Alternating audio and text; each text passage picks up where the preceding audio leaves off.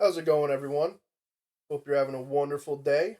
It's your boy back at you with another one. If you tend to like my videos or even like this one in specific, feel free to like and subscribe. Go ahead and look at my Twitch if you ever get a chance, where I play video games pretty much consistently, minimally, or at least 6 to 5 days a week. Sometimes I'll take a break day just for myself. So I know you're probably wondering, what the hell is the Albert Einstein of pizza doing on my screen right now? Well, I'll tell you what this magnificent man is doing on the screen. Today, we're talking about how to tell if you're going to get great pizza. And there's very few signs here. And I know it can be hard for some folks, but it's very easy if you know the signs. Now, as someone who used to deliver pizza, work in pizza shops, been to so many pizza shops, I don't even know. What is his name? Dave Poirier or whatever his name is? That guy, all right, from what I know of, he just goes in and eats the pizza. He's never worked with the pizza, kissed the pizza, loved the pizza, met the pizza's children, met the pizza's parents. All right?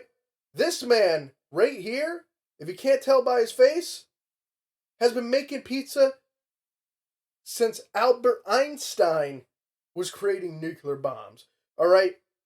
I guarantee you, the day that Big Boy was invented, Albert Einstein was having this pizza right here. And if you can't tell how good this pizza is, just look at these little crispy cheese notes here.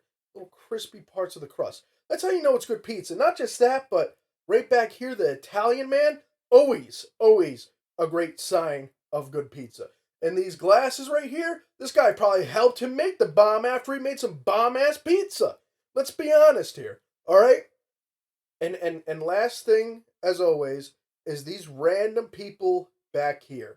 These random people back here are always a good sign that this is a great pizza shop. Now, I know you're like, wow, is this only it? No, we have much more signs than that. Like I said, there are few, but they can be hard to spot for some.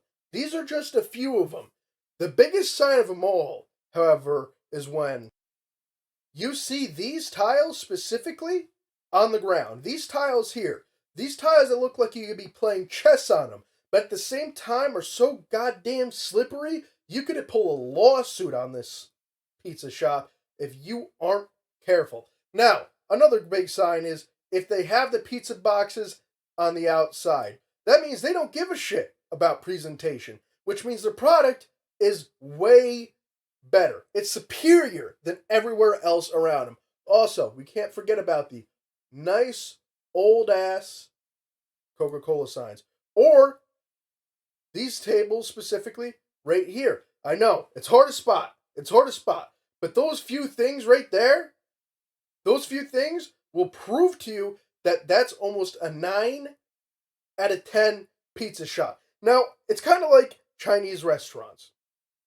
If you go in and it looks like they serve expensive food, it probably is expensive food that's mediocre at best, okay? Now, no one wants mediocre food. So the dirtier the place, the better the food, and the older the guy, the better the food as well. I know, it's getting tricky here, but hear me out, okay? Trust me on this. Next time you go inside of a pizza shop, if it looks anything like this right here, it's not dirty enough. All right, plain and simple. It's going to be okay pizza. It's not going to be the best pizza you've ever had. It's going to be okay pizza. I mean, he's doing it kind of right. He's on a metal table. He ends up throwing it around a bit here, honestly. Let's just watch the video. Now, this is an amateur guy learning how to make pizza. I don't know where they are. It doesn't matter where they are. But if you can see, the floor just ain't dirty enough. You can see those floors at the corner. They're just not dirty enough, and they're not the right color floor. All right? Right here. The sauce. Very important. You see how the dough isn't in metal tins either? You need them in that metal tins. All right? He goes from the middle out. Now, he is doing the process right. But you see all those air pockets in that dough right there? Those air pockets are no good. That's what's going to cause all those air bubbles. And yeah, everyone loves a good air bubble. Everyone loves a good air bubble until all your cheese is turned into a crisp. That's too many air bubbles. All right. there's a special device here that you get. Now, I will show you just so you know the device you'll need. This device right here is all you need to solve that problem. You just roll it very violently. And I'm not even talking, give it a little tug. No, you want to stab the pizza dough like it just killed your mother in front of your face. You understand what I'm saying here? You picking up what I'm putting down. All right. You want to go ape shit. You want to do to the pizza what the motherfuckers who killed Harambe did to Harambe. Treat them as you just saw the guy who killed Harambe. That's how you want to do that pizza there. All right? That's the only way to make that pizza properly, make those air holes go where they fucking belong, and that's the crust.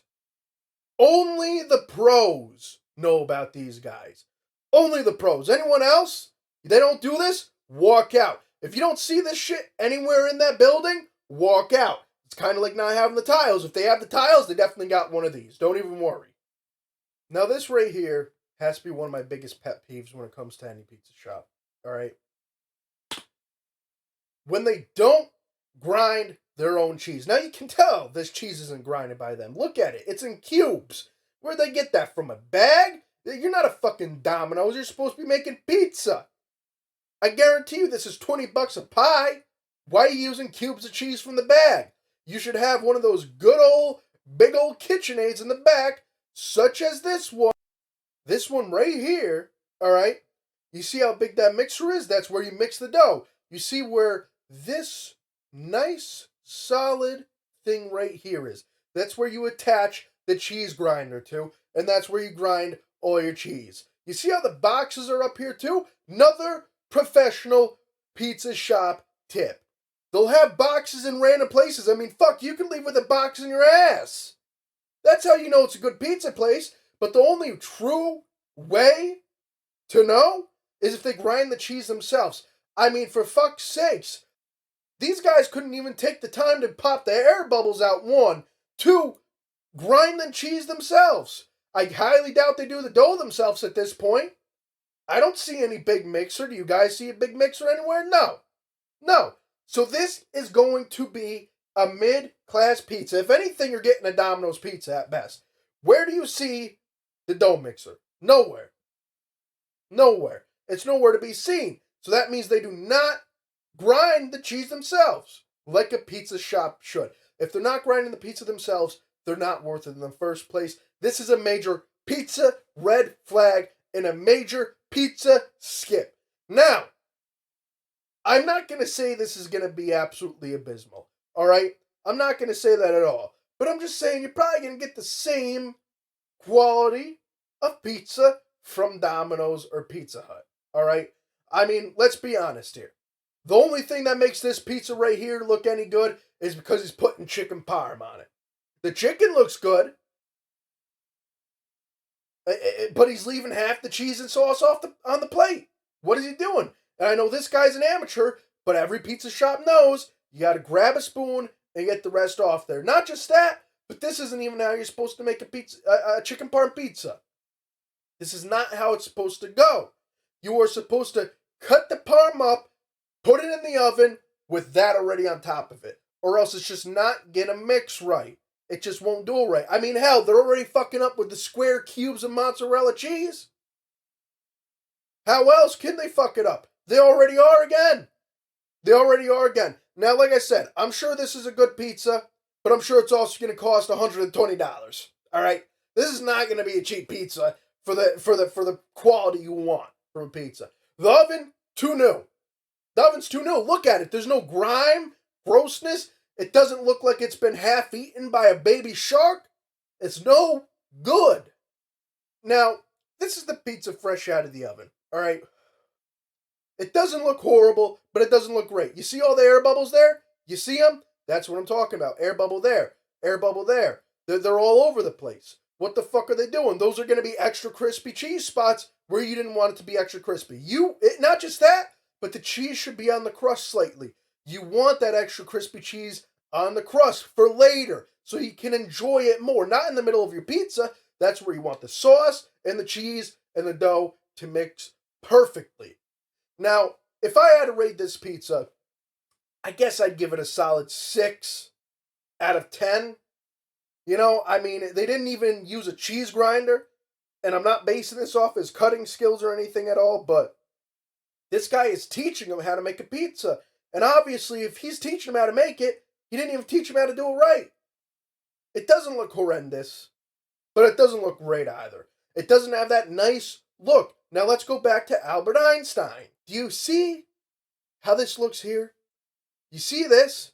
You see how it has this nice caramelized cheese over here, okay? You see how it has these little cheese spots right here, all right? Do you see how the crust looks nice? And there's no major potholes anywhere inside the pizza. That is a perfect pie. A perfect pie. This guy knows what the fuck he's doing. Those other guys are amateurs. They need to learn. Now, overall, I probably would give this a try, but I know I'd be dissatisfied with this pizza. I hope the owner here watches this video, learns a few things, throws some dirt on the ground, you know, just digs up some fucking dirt from outside, throws it on the ground, buys a really old stove, and learns what's going on. I mean, look at the oil on that pizza, man. That's why you gotta cook it with the chicken parm on there in the first place, so it has time to seep in.